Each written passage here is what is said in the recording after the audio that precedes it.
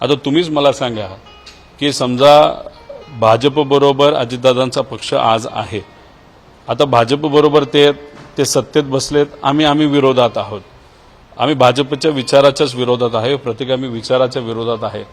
आता ते सत्तेत सातत्याने जर बसणार असतील तर मग असं तर बोलता येणार नाही ना की उद्या जाऊन त्या बारामतीमध्ये अजितदादा पक्ष विरुद्ध शरदचंद्र पवार साहेबांचा पक्ष ही निवडणूक होणार नाही असं तर बोलता येणार नाही। आता उद्या जाऊन पवार परिवारातलाच एक व्यक्ती त्यांनी परत दिला, म्हणजे सुनित्रा काकींना दिलं, नाही तर परिवारातून अजून कोणतरी दिलं, आणि जर पक्षाली सुद्धा म्हणजे पवार साहेबांच्या पक्षाली उद्या जाऊन जर दुसरा कुठला उमेदवार दिला ती वेगळी गोष्ट, जर पवारमधून एक दिलं तर मी जे बोलतोय ते आहे ना, जर ते भाजप बरोबर राहतात तर आम्ही तर भाजपच्या विरोधात आहे। ते भाजपला बांडीला बांडी लावून त्या ठिकाणी बसतात, सत्ता भोगतात।